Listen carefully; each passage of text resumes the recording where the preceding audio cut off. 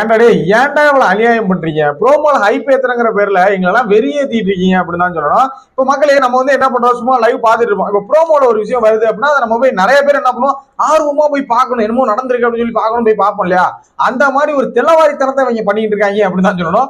ஒண்ணுமே இல்லாத ஒரு சண்டையை பெரிய விஷயமா காமிச்சிட்டு இருக்காங்க ப்ரோமோல. என்ன நடந்துங்கிற டீட்டெயிலா சொல்றேன். இன்னொன்னு, இந்த சீசன் மாதிரி பிக் பாஸுக்கு ஒரு கொடுமையான ஒரு சீசன் வந்திருக்காது அப்படின்னு தான் சொல்லணும். டீட்டெயிலா என்ன நடந்துச்சுங்கிறத சொல்றேன். ப்ரோமோ 2ல பாத்துருப்பீங்க, அந்த எக்ஸ்பிளனேஷன் கொடுத்துட்டு இருக்காங்க. ஜாக்லின் வந்து யார் யாருக்கு மோரல் டீச்சர் வந்து பாத்தீங்கன்னா எக்ஸ்பிளனேஷன் வந்து கொடுத்துட்டு இருக்காங்க.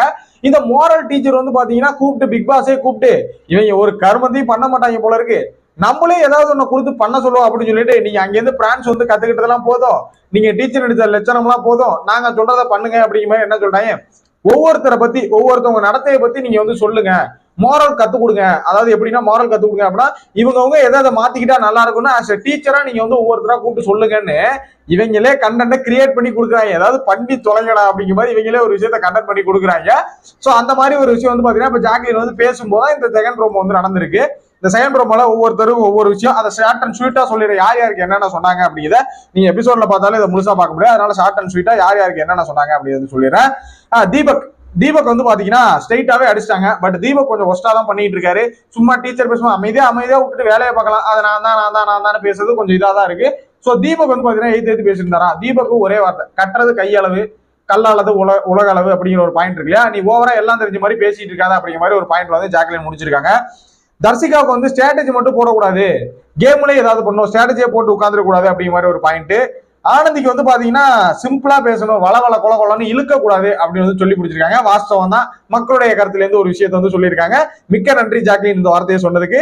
சௌந்தர்யா வந்து பாத்தீங்கன்னா ஆப்பர்ச்சுனிட்டிக்காக வெயிட் பண்ணிக்கிட்டே இருக்கக்கூடாது, அது வந்து இந்த சேது புடி அப்படின்னு கையில எல்லாம் கொண்டு வந்து கொடுக்காது அப்படிங்கிற மாதிரி சொல்லியிருக்காங்க. ஆப்பர்ச்சுனிட்டிக்காக வெயிட் பண்ணக்கூடாது. ரஞ்சித் சார் வந்து பாத்தீங்கன்னா அதேதான், நமக்கு பாயிண்ட் வரட்டும்லாம் உட்காந்துருக்க கூடாது, தேவைப்பட்ட இடத்துல எந்திரிச்சு பேசணும் அப்படின்னு சொல்லியிருக்காங்க. ராணுவுக்கு பேசணும்ன்ற இடத்துல பேசணும், பேச வேண்டாங்கிற இடத்துல பேசக்கூடாது அப்படின்னு இந்த வார்த்தை தான் சொன்னாங்க. அதுக்கு அவர் கேட்டார் இல்லையா, இது உங்களுக்கும் பொருந்தும் போல இருக்கு. அது முடிஞ்சு சிம்பிளா ஒரு ஜாலியான மொமெண்ட்ல வந்து முடிஞ்சிருச்சு. இந்த மாதிரி வந்து பாத்தீங்கன்னா வரிசையா எல்லாருக்குமே சொல்லியிருக்காங்க, விஜய் விஷால் எல்லா நேரமும் காமெடி பண்ணக்கூடாது, எந்த நேரத்துல காமெடி பண்ணணும், எந்த நேரத்துல கரெக்டா பேசணும், அதே மாதிரி நம்ம பண்ற காமெடி யாருக்கும் வந்து கவலையை உருவாக்க கூடாது அப்படிங்கிற மாதிரி ஒரு விஷயம் வந்து சொல்லியிருக்காங்க. சோ அடுத்து சத்யாவுக்கு வந்து லீடர் குவாலிட்டி, இதுதான் இங்க மேட்ரு. நீங்க செகண்ட் ப்ரோமோல பார்த்த மேட்ரு என்னன்னா, ஜாக்லின் வந்து சொல்ல சொன்னாங்க நடத்தைய, பட் அந்த லீடர் குவாலிட்டிக்கு வந்து போயிட்டாங்க. அதாவது இவர் மேல ஒரு கம்ப்ளைண்ட் இருந்தது, அது ஜாக்லின் மேல தப்பு.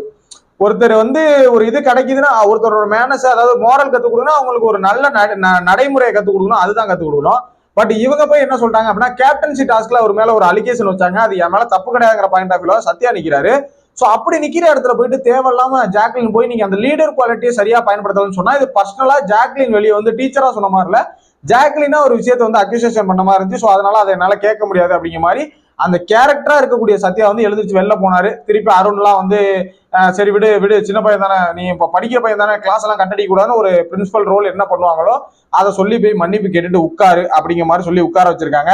அப்புறம் பவிக்கு வந்து பாத்தீங்கன்னா யோசிச்சுட்டே இருக்கக்கூடாதுன்னு சொல்லியிருக்காங்க. ரயானு கேம் ஆடுவான், நல்லா பண்ணுவான்னு நினைச்சிட்டு இருந்த பெண்களே நீ இன்னும் கேம் ஆரம்பிக்கவே இல்லை அப்படிங்கிற மாதிரி சொல்லிட்டாங்க. அன்சிதா மின்னுவதெல்லாம் பொண்ணல்லன்னு சொல்லியிருக்காங்க. எதுக்கு சொல்லியிருக்காங்க, எல்லாரையும் நம்பிட்டு இருக்காதா அப்படிங்கிற சொல்லியிருக்காங்களா என்னன்னு தெரியல. சோ அன்சிதாக்கு இந்த மாதிரி ஒரு விஷயம் வந்து சொல்லியிருக்காங்க. சோ இது மாதிரி சொன்னதுதான் இந்த ஒரு ப்ரோமோ. எனக்கு என்ன புரியல அப்படின்னா, ஏன் இப்படி பண்றாங்க, நமக்கு வந்து ஒரு ஹைப் கிரியேட் பண்றேன்னு சொல்லி இந்த மாதிரி மொக்க வாங்குறது எதனால அப்படி பண்றாங்க அப்படின்னு தெரியல. சோ இந்த கருத்துக்களை பத்தி உங்களோட கருத்துக்கள் என்ன, இது ஒரு பெரிய சண்டையா இல்ல இந்த டாஸ்க் பிக் பாஸுக்கு இந்த மாதிரி ஒரு நிலைமை வந்திருக்கு, கூப்பிட்டு வந்து பாத்தீங்கன்னா இதை பண்ணுங்கடா, ஏதாவது பண்ணுங்கடா, இதையாவது பண்ணுங்கடான்னு அவங்களே நேத்துல இருந்து நீங்க பாத்தீங்கன்னா எல்லாத்தையுமே இவங்களே தான் சொல்லிட்டு இருக்காங்க. இவங்க நீங்களே பிரிச்சு விட்டாங்க, இவங்க இந்த கேரக்டர் நீங்க பண்ணுங்க அப்படின்னு அவங்களே, ஏன்னா இவங்க எல்லாம் பண்ணா சரி வராதுன்ட்டு பிக் பாஸ் வந்து பாத்தீங்கன்னா இவங்க பண்ணா இந்த கேரக்டர் கரெக்டா இருக்கணும் அவங்களே பிரிச்சு விட்டுட்டாங்க. சரி பிரிச்சு விட்டதுக்கு அப்புறம் ஏதாவது இன்ட்ரெஸ்டிங்கா பண்ணுவாங்கன்னு பார்த்தா இதுல இன்ட்ரெஸ்டிங்கா பண்றது தன்னோட கேரக்டர் ஆனந்தி பண்றாங்க அப்படின்னு நான் சொல்லுவேன். அந்த திருடுறது, ஒளிச்சு வைக்கிறது, சில இடங்களை நல்லா பண்றாங்க, நைட்லாம் எந்திரிச்சு திருடி வச்சதெல்லாம் கொஞ்சம் இன்ட்ரெஸ்டிங்கா இருந்துச்சு. சரியா, ஆனந்தி அவங்க கேரக்டர் பண்றாங்க, பாக்கி ஒருத்தரும் அந்த கேரக்டர் இன்ட்ரெஸ்டிங்கா பண்றாங்களா அப்படின்னு கேட்டா பெருசா பண்ணல, வர்ஷினி அருண் பிரசாத் தவிர. சரிங்களா, இந்த ஸ்டூடெண்ட்ஸ் கேரக்டர் ரொம்ப மோசமா போயிட்டு இருக்கு அப்படின்னு சொல்லணும். சரி அதுக்கு மேலே ஏதாவது கண்டர் கொடுப்பாங்கன்னு பார்த்தா ஒன்னும் கொடுக்கல. இவங்க டீச்சர்ஸ் ஏதாவது கொடுப்பாங்கன்னா ஒன்னும் கொடுக்கல. மறுபடியும் இன்னைக்கு கூப்பிட்டு எல்லாரையும் தாடி மீசெல்லாம் சேவ் பண்ணிட்டு ஸ்டூடெண்டா உட்கார சொல்லணும்னு சொன்னாங்க. சரி அதுக்கப்புறம் கிளாஸ்லயாவது ஏதாவது மாத்துறாங்களா, ரெண்டாவது நாளா ஏதாவது மாத்துறாங்களான்னு பார்த்தா கிளாஸும் ஒன்றும் பண்ண மாதிரி தெரியல. மறுபடியும் வந்து ஸ்டூடெண்ட்ஸ் என்ன பண்றீங்க ஸ்டூடெண்ட்ஸ், மறுபடியும் வாங்க ஏதாவது பண்ணுங்கன்னு சொல்லி எவனையா பத்தி ஏதாவது பேசி சண்டையை மூட்டி விடுங்க அப்படின்னு சொல்லி இப்போ என்ன நடந்துட்டு இருக்குன்னா நான் சொன்ன அந்த மாறல் முடிஞ்சு இப்போ அவங்களுக்குள்ளே மாத்தி ஒருத்தருக்கு ஒன்று சொல்றாங்க. ஸோ கண்டிப்பா இதுல வந்து சண்டை வரும். இதுலயும் தீபக் ஒரு ஸ்டூடெண்ட்டுங்கிற கேட்டகரியில இருந்து வெளியில வந்து தான் பேசியிருக்காரு. ஸோ இந்த ஒரு நிலைமையை பத்தி பிக் பாஸ் உடைய இந்த கவலைக்கிடமான ஒரு நிலைமையை பத்தி உங்களோட கருத்துக்கள் என்ன அப்படிங்கிற கமெண்ட்ல பதிவு பண்ணுங்க. நான் நெக்ஸ்ட் வீடியோல மீட் பண்றேன். மறக்காம ஒரு வீடியோ கொடுத்து ஒரு லைக் கொடுத்து சப்போர்ட் பண்ணுங்க. புதுசா பார்க்குற ஆட்கள் சேனலை சப்ஸ்கிரைப் பண்ணிக்கோங்க. தேங்க்யூ ஃபார் வாட்சிங்.